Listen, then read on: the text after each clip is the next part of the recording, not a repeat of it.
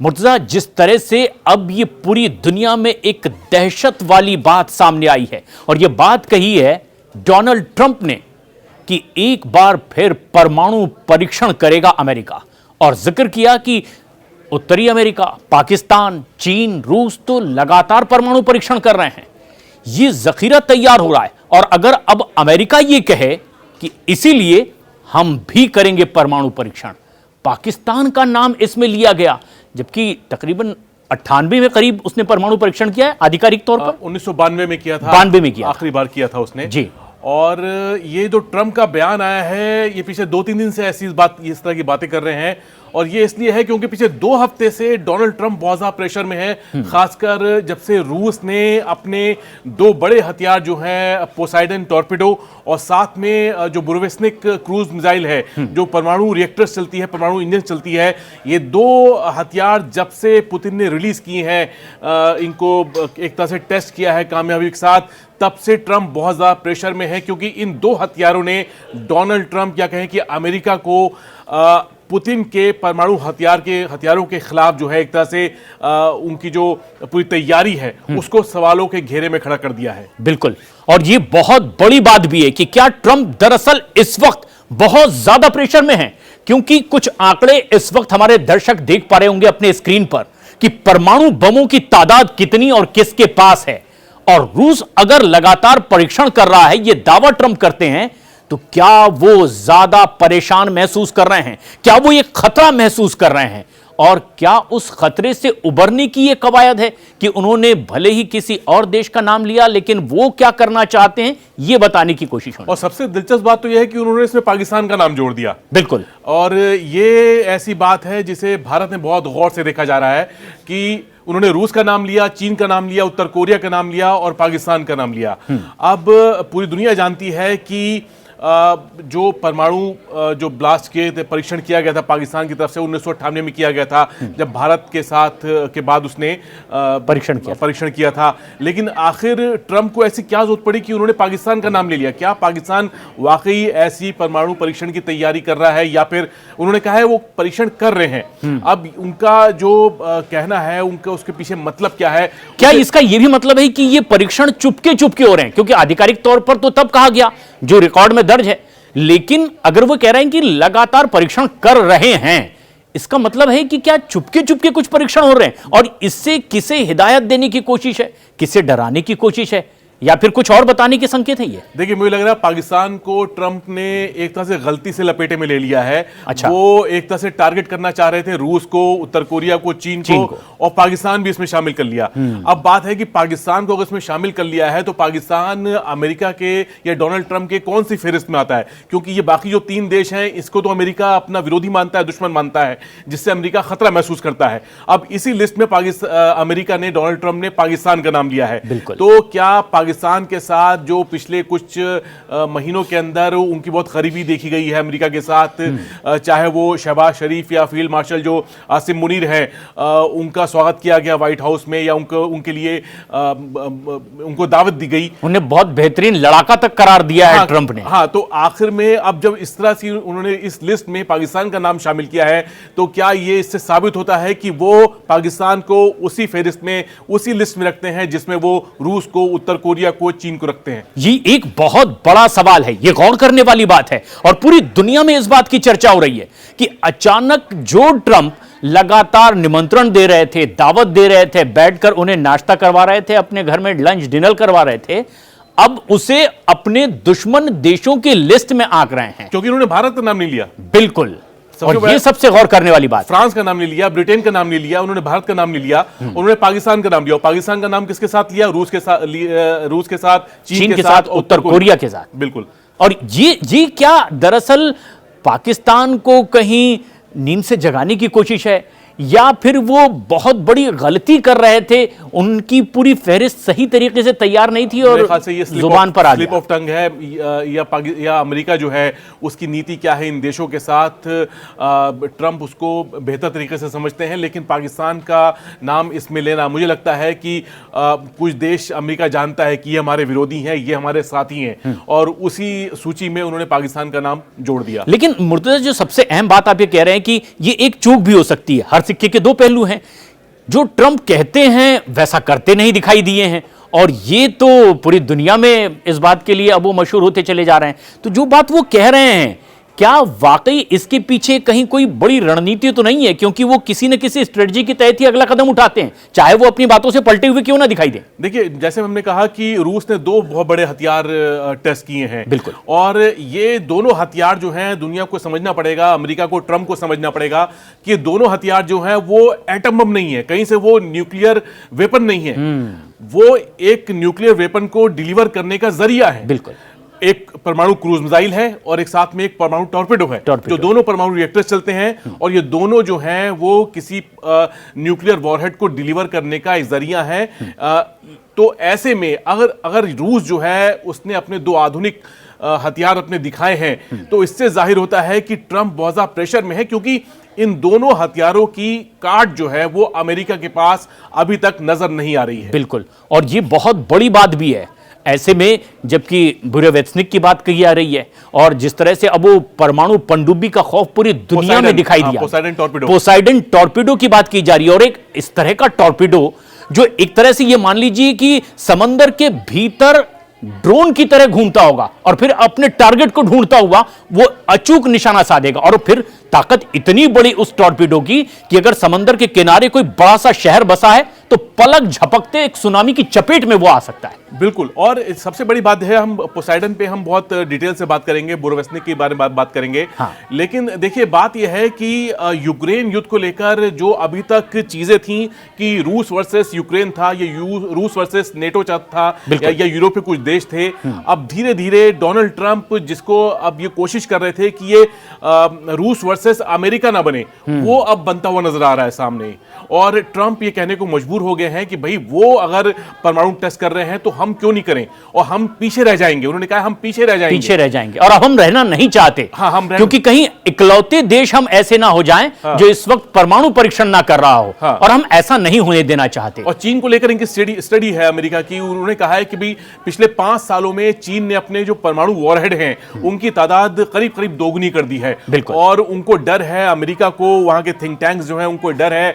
वो आशंका जता चुके हैं कि 2030 तक चीन के पास जो आज 600 वॉरहेड हैं उनकी तादाद 1000 से ज्यादा हो जाएगी। मतलब चीन को कितना बड़ा खतरा मान रहे हैं अमेरिका या ट्रंप, वो इससे, इस रिपोर्ट से जाहिर है कि उनको लगता है कि अगला जो रूस के बाद जो अगली सरदर्दी जो बनेगी न्यूक्लियर डोमेन में, वो चीन होने वाला है।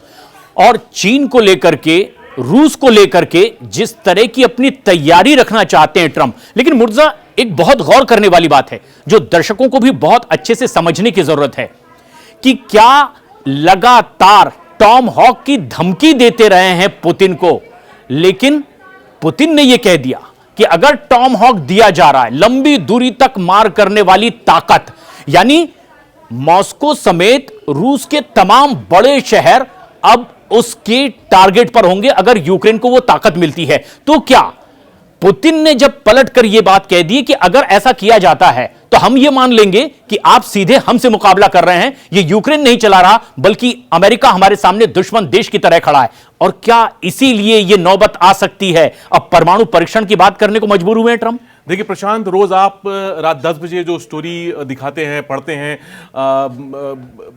हम जो प्रोग्राम करते हैं युद्ध के ऊपर, उसमें आप बताते हैं, और मेरे ख्याल से अक्सर हर 2 दिन में आपके सामने खबर आती होगी टॉमहॉक को लेकर कोई नई खबर है, चाहे वो उसको अमेरिका दे रहा है या फिर नहीं दे रहा है, कभी मन बना लिया है, कभी मन पलट लिया। हाँ, अब आप समझिए कि आपके सामने खबर रोज आ रही है कि कभी देगा कभी नहीं देगा, और इससे एक बात साफ होती है कि अमेरिका जो है वो अभी तक एक तरह से डबल माइंड में है। डोनाल्ड ट्रंप जो है वो एक तरह से इस बात को बहुत बुरी तरह से दुविधा में है, हाँ, कि दे ना दे, घोषित करें या ना करें। हाँ, और उन पर दबाव जो है वो यूरोप का बहुत ज्यादा है, क्योंकि यूरोप जो है उनको यूक्रेन को इस तरह की मिसाइल दे रहा है जिसकी रेंज 500 किलोमीटर तक है।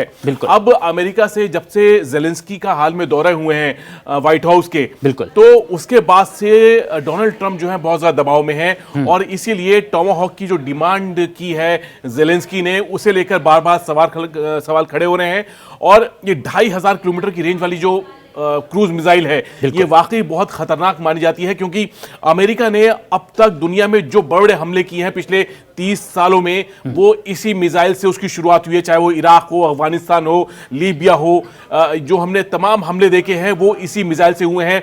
और अगर आप जो ईरान के परमाणु ठिकानों पर जो हमला हुआ था, उसमें जो इन्होंने GBU-57 जो बंकर बस्टर बम दागा था, उसके साथ में टोमाहॉक भी मिसाइल दागी गई थी, और जो ऐसे ठिकाने थे ईरान के जो जमीन के ऊपर बने हुए थे परमाणु ठिकाने, उसका जो नुकसान किया था वो इसी मिसाइल ने किया था। तो आप समझ लीजिए कि ये मिसाइल जो है वो अमेरिका के किसी भी आक्रमण वाली रणनीति में कितनी आगे रहती है, और अगर ये यूक्रेन को मिलती है तो उससे करीब करीब आधा रूस जो है वो कवर कर पाएंगे। लेकिन क्या मुर्तजा अब यही बात समझी जाए कि ये जो टॉमहॉक वाली बात है, इसे लेकर के ट्रंप की ओर से पुतिन को धमकी, और पुतिन का ये कह देना कि फिर तो हम ये समझ लेंगे कि अमेरिका सीधे हमारे सामने दुश्मन देश की तरह खड़ा है, क्या अब इसीलिए ये बात आ रही है जुबान पर ट्रंप के कि परमाणु परीक्षण बहुत से देश कर रहे हैं, जिसमें पाकिस्तान का नाम ले लिया उन्होंने, इसीलिए अब हम भी करेंगे? अपनी ताकत को क्या वो आंक रहे हैं जो फेहरिस्त में, लिस्ट में हम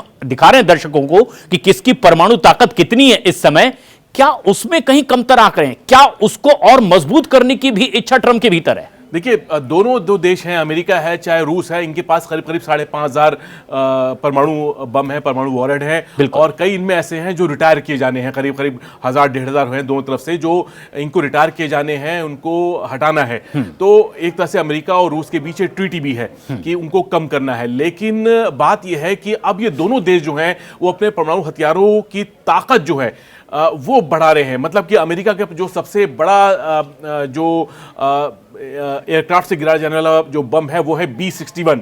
अब इसके कई वर्जन जो हैं पिछले कई दशकों में तैयार हुए हैं, और अब जो उसका नया वर्जन जो है B-61-13, उसकी ताकत हिरोशिमा पे गिराए गए बम से करीब करीब 20 गुना ज्यादा है। बिल्कुल।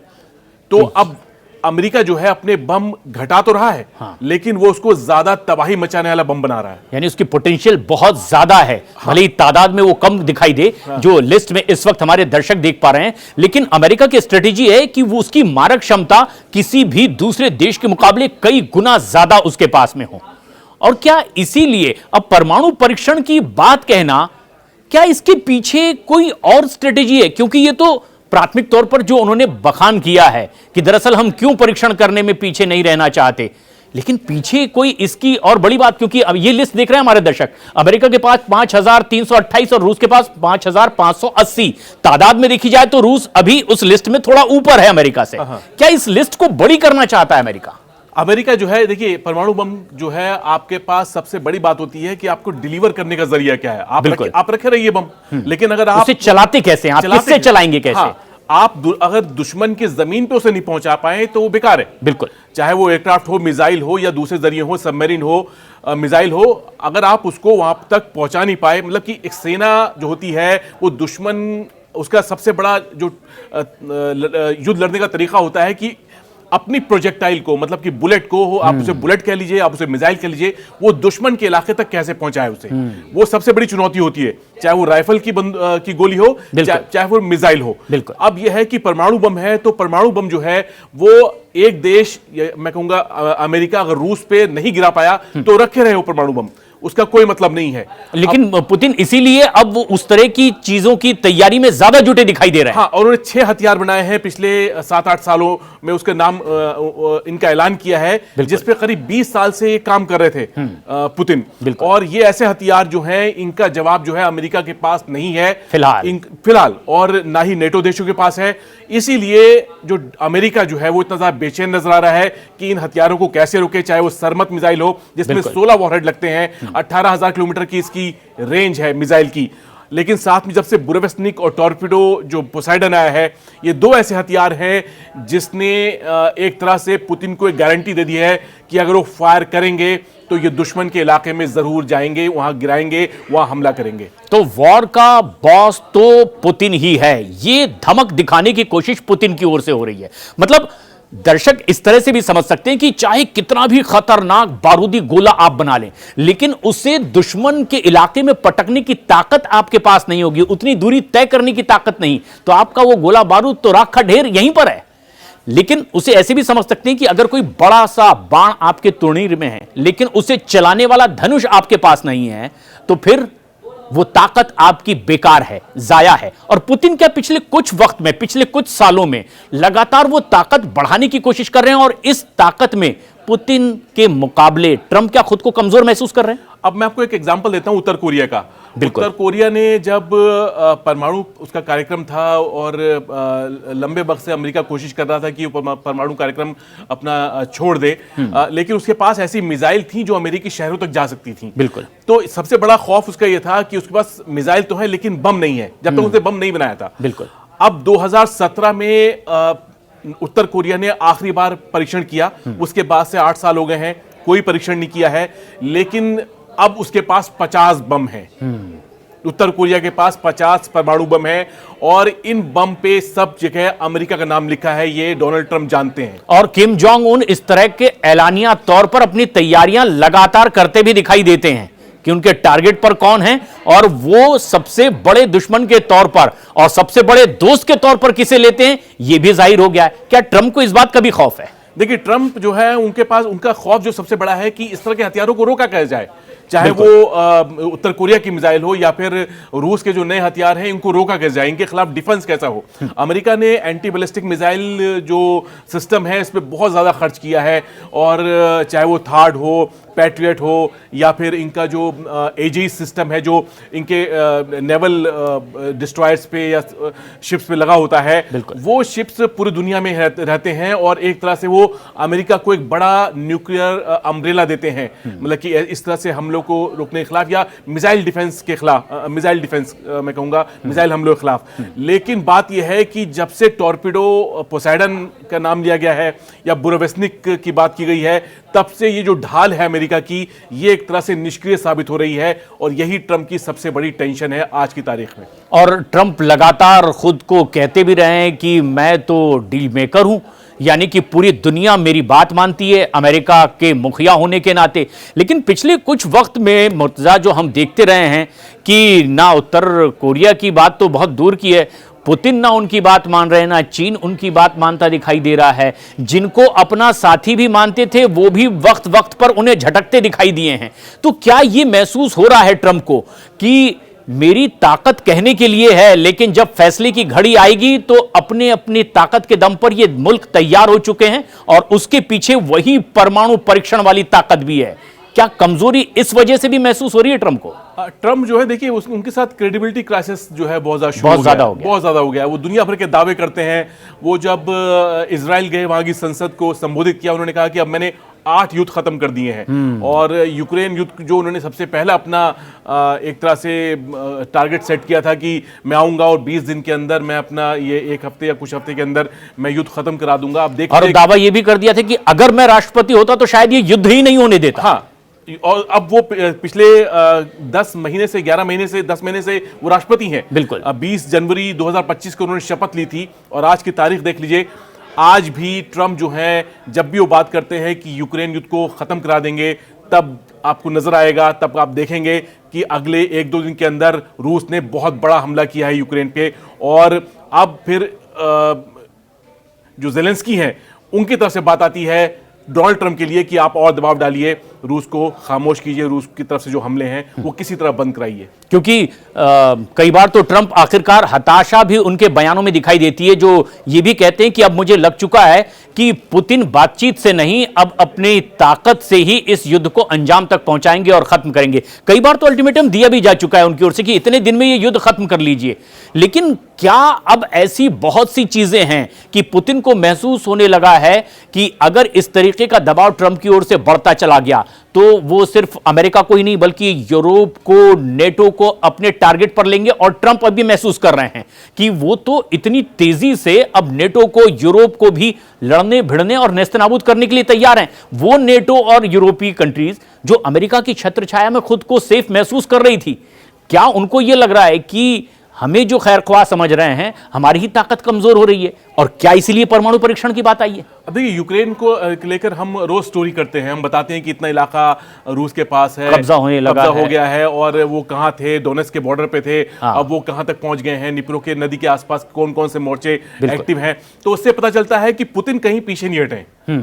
यूक्रेन जो है, हो सकता है कि एक दो मोर्चे आगे पीछे उसने जीत हासिल की हो, रूस दबाव में आया हो, लेकिन जो बड़ी पिक्चर है वो ये है कि रूस जो है वो यूक्रेन की एक बड़ी जमीन, खासकर पूर्वी यूक्रेन के करीब करीब 80% इलाके को रूस ने अपने कब्जे में लिया हुआ है। तो अब इतना बड़ा इलाका जो है वो पुतिन भी उसको डोनाल्ड ट्रंप भी देख रहे हैं, और साथ में नेटो देश भी देख रहे हैं। अब डोनाल्ड ट्रंप ने इसलिए बार बार बोल रहे हैं कि जहां आप लोग हो, यानी यूक्रेन और रशिया दोनों के सैनिक, ये इसी को आप एक तरह से यही युद्ध खत्म कीजिए और अपने अपने घर जाइए। मतलब वो चाहते हैं कि ये जो इस टाइम जो एक तरह से मोर्चा बना हुआ है वो वहां पे लाइन ऑफ कंट्रोल बन जाए, और अगर ऐसा हुआ तो समझ लीजिए कि वो इलाका जो है वो एक तरह से रूस को एक तरह से आधिकारिक तौर पे तोहफे में दे दिया, बिल्कुल, ट्रंप ने। बिल्कुल। तो यही बेचैनी है जो यूरोप में है।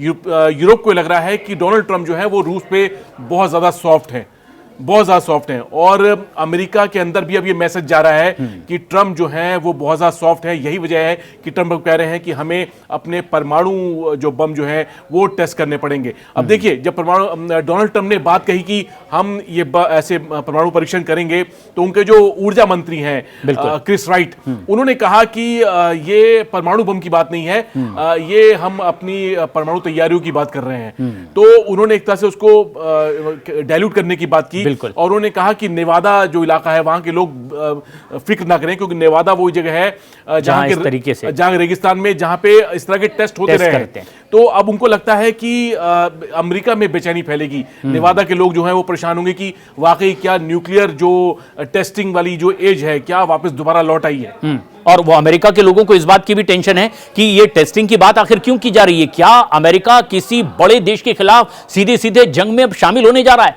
क्या बचाव के लिए इस तरह की रणनीति अपनाई जा रही है? तो ये चिंता का तो विषय है ही। एक और देश है जो इन तमाम चर्चाओं में, फेहरिस्त में भी एक पीछे से लगातार धमकी भी देता रहा, ईरान। पेजेश्कियन ने तो जिस तरह से बात कह दी है, सर्वोच्च नेता अली खामनेई वो कह चुके हैं कि पूरी तैयारी है, अब वैसा ना समझा जाए कि किसी भी तरीके से आएंगे B2 से धमाका कर दिया जाएगा। तैयारी इससे भी ज्यादा है। क्या ये तमाम ऐसी चीजें हैं जो वर्ल्ड ऑर्डर में ये दिखाती है कि अब दुनिया के कई बड़े देश संतुलन अलग किस्म का बनाना चाहते हैं? और क्या इसीलिए ट्रंप अब चाहते हैं कि अपनी ताकत तो दिखानी पड़ेगी, कुछ तो करना पड़ेगा ताकि वो चौधराहट बनी रहे, वो जो पूरी दुनिया की बादशाहत हमारे हाथ में है, वो क्या दिखाने, जताने, बताने की कोशिश है इसी परमाणु परीक्षण की बात कहकर? देखिए, ईरान को लेकर जो अमेरिका का हमेशा से रुख रहा है वो ये कि ईरान में वो रेजिम चेंज की बात करता है। बिल्कुल। वहाँ पे जो अभी सत्ता है, जो सरकार है, उसको हटाने की बात करता है। और सबसे बड़ी बात यह है, ईरान की जो सबसे बड़ी कामयाबी रही है, जो जून में हमने युद्ध देखा है, कि उसमें ईरान कहीं से भी कमजोर नजर नहीं आया। ईरान ने लगातार हमले किए इस 12 दिन के युद्ध के दौरान, और ट्रंप को बीच में आना पड़ा और दोनों तरफ से युद्ध विराम की घोषणा करनी पड़ी। लेकिन सबसे बड़ी बात यह है कि ईरान जो है वो अब भी उसी मोड में चल रहा है। हाँ। मतलब आप ये देखें कि जून में जो उसका जून में जो उसका रुख था वो आज भी कायम है। और पेजेश्कियां जो हैं, वहाँ के राष्ट्रपति मसूद पेजेश्कियां, वो तेहरान में एक ऐसी संस्थान में गए जो उनके परमाणु संस्था उससे जुड़ी संस्था है, और वहां पे उन्होंने कहा कि ईरान अपने परमाणु कार्यक्रम को फिर की शुरुआत फिर करेगा। हम अमेरिका के सामने नहीं झुकेंगे, और ये एक तरह से ईरान जो है वो अमेरिका को चुनौती दे रहा है। और ये एक बड़ी बात भी है कि किस तरीके से पुतिन का रिएक्शन है, किस तरीके से उत्तर कोरिया लगातार तैयारी कर रहा है, और चीन का तो रवैया हर कोई जानते हैं अमेरिका को लेकर के, लेकिन ईरान का रुख अब और ज्यादा तीखा हो गया है। बहुत आखिर में अगर मुर्तजा दर्शकों को यह समझाया जाए कि ट्रंप के इस बयान के पीछे क्या महज वही बातें हैं जो वो जुबान से कह रहे हैं, या इसके पीछे कुछ घुमावदार तरीका भी उनका है अपनी शख्सियत को और ज्यादा चमकदार बनाने के लिए? देखिए, CTBT जो कॉम्प्रिहेंसिव टेस्ट बैन ट्रीटी है, जो परमाणु परीक्षण रोकने के लिए बनाई गई थी 96 में। बिल्कुल। और ये ऐसी संधि है जिसके लेकर दुनिया के कई देश जो है बंधे हुए हैं। बिल्कुल। CTBT को अमेरिका ने साइन किया हुआ है लेकिन रेटिफाई नहीं किया हुआ है। कुछ तकनीकी वजह वो अपना इसके लिए बताता है। तो अब समझ लीजिए कि 1998 में जब भारत और पाकिस्तान ने न्यूक्लियर टेस्ट किया, उसके बाद तमाम पाबंदियां लगा दी गई, भारत पे भी और पाकिस्तान पे भी बाद में लगी। तो अब सोचिए कि क्या अमेरिका इस पोजीशन पे है कि क्या वो इस संधि को खत्म करके कोई टेस्ट कर ले? क्या इस तरह की कोई चीज मुमकिन है?